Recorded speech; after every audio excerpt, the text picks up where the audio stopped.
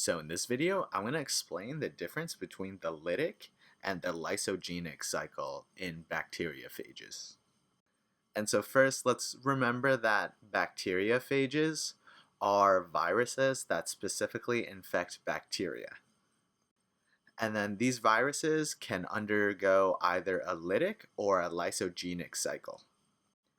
And so these cycles are kind of different, but they all start with one fundamental first step, which is the bacteria, the phage, is going to infect the bacteria.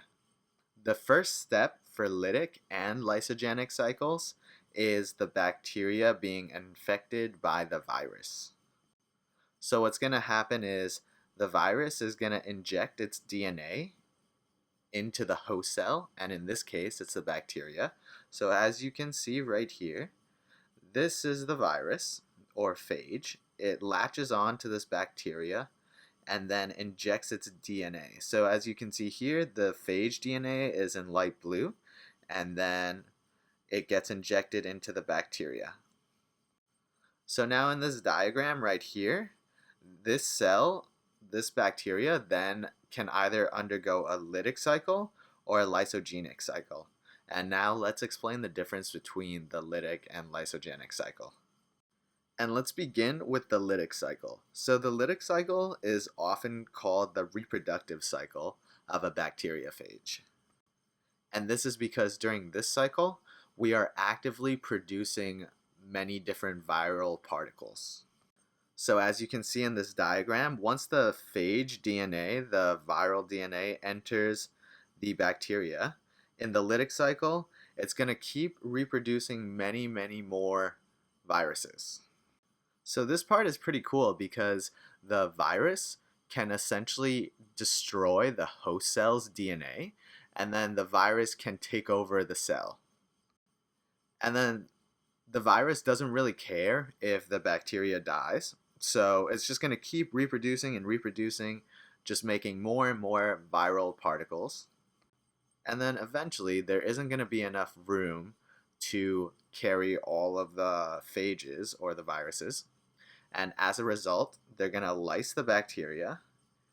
So in this step, the bacteria dies, and then all of the viral particles gets released.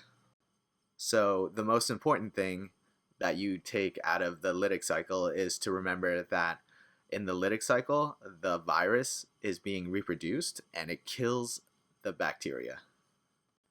Now, on the other hand, you can go through the lysogenic cycle, which won't kill the bacteria. So it's important to remember that in the lysogenic cycle, no viral particles are produced.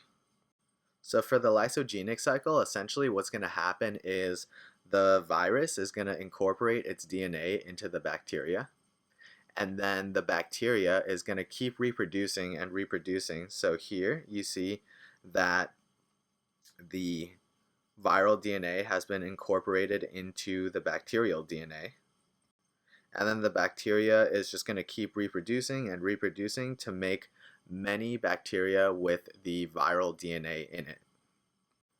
But one thing that is really important to remember is that if the conditions are right, the bacteria can become activated to then go into the lytic cycle. So